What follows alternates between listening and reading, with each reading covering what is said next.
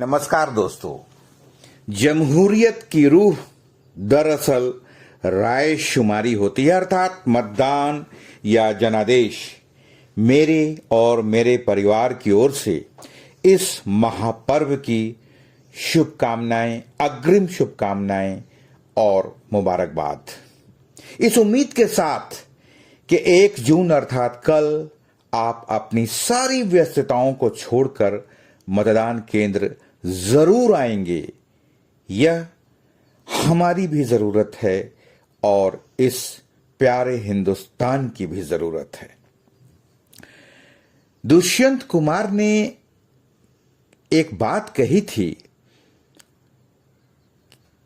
अब तो इस तालाब का पानी बदल दो, अब तो इस तालाब का पानी बदल दो, ये कमल के फूल कुम्हलाने लगे हैं। जनतंत्र के इस तालाब में बहुत खरपतवार है, बहुत गंदगी है, बहुत वीड्स हैं और इसकी शक्ल अनेक चरणों में बिगाड़ दी गई है। अजमल सुल्तानपुरी जब रो रो कर कहता है कि मुसलमान और हिंदू की जान, मुसलमान और हिंदू की जान, कहां है मेरा हिंदुस्तान, मैं उसको ढूंढ रहा हूं। मेरे बचपन का हिंदुस्तान, न बांग्लादेश न पाकिस्तान, मैं उसको ढूंढ रहा हूं। खत्म हो गई वो तहजीब, वो मोहब्बत, एक दूसरे के गम और खुशी के साथी, जहां जनाजे और अर्थी को मजहब देखकर कंधा नहीं दिया जाता था। उस हिंदुस्तान की रूह में किसी ने छुरा भोंक दिया है और लगातार भोंका जा रहा है, एक मुनज्जम षड्यंत्र साजिश के तहत।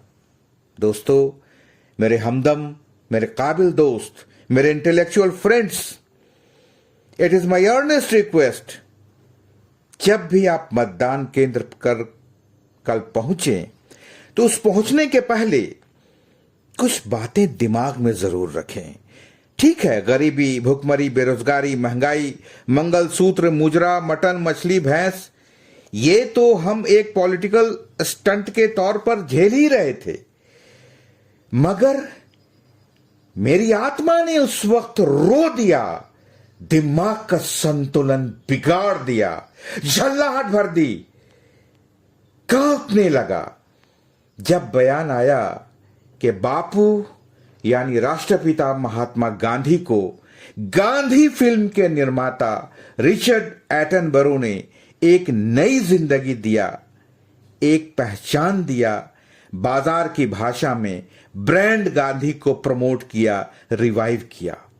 मन मस्तिष्क में आया कि करोड़ों दिलों में बसने वाले गांधी क्या इतने लाचार थे, इतने कमजोर थे, जिसका महिमा मंडन बेन किंगस्ले साहब गांधी के किरदार को निभाकर बता रहे थे। नहीं मेरे दोस्त, ऐसा नहीं है।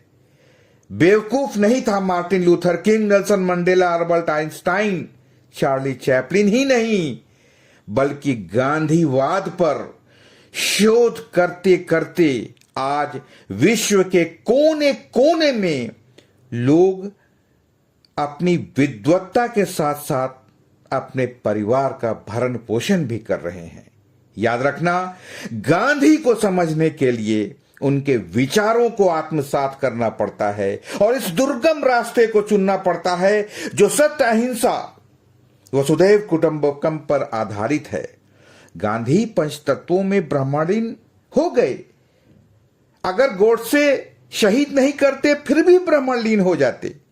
व्यक्ति ब्राह्मणलीन होता है, विचार और आदर्श ब्राह्मणलीन नहीं होते। बल्कि गांधी एक अभियान है, एक प्रयोग है। अपने विचारों में हजारों साल तक जिंदा रहने वाले व्यक्तित्व का नाम गांधी है। लाठी, लंगोटी, चश्मा, घड़ी और चप्पल से ब्रिटिश पार्लियामेंट थर्रा जाती थी साहब। धरा जब जब विकल होती, मुसीबत का समय आता, किसी भी रूप में कोई महामानव चला आता।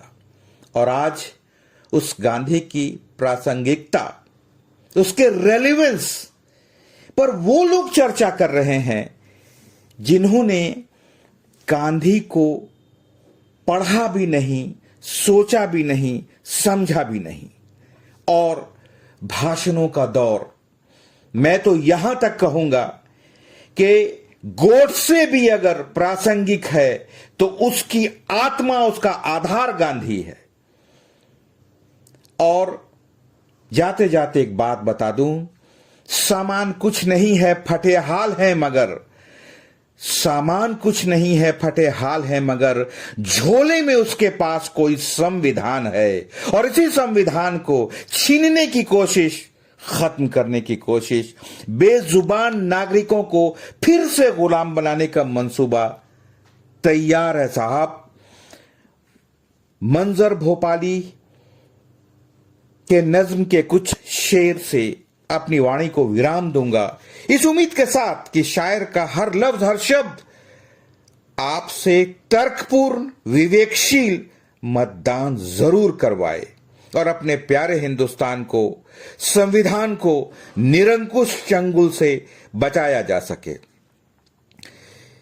ये धरती सोने का कंगन, ये धरती चांदी का दर्पण, ये धरती सोने का कंगन, ये धरती चांदी का दर्पण, ये धरती मस्जिद का आंगन, ये धरती संतों का चंदन। कि किसने शूल बो दिए, कि किसने शूल बो दिए, ये धरती राम और सीता की, ये धरती कृष्ण और राधा की, ये धरती गालिब मीरा की, ये धरती संत कबीरा की। ये किसने शूल बो दिए, ये किसने शूल बो दिए। दोस्तों याद रखिएगा, इन शूल बोने वालों की जगह आपको मोहब्बत की खेती के लिए मतदान करना है। आइए उस प्यारे हिंदुस्तान को, अपने उस मुल्क को, उसका कर्ज निभाएं, एक नागरिक होने का फर्ज निभाएं और अपना मतदान जरूर करें। लेकिन याद रखिए, यहां जंग दो है, या गोड से इस मुल्क पर हावी होगा, या गांधी का भारत अमर और अजर बनकर रहेगा। याद रखिएगा, याद रखिएगा।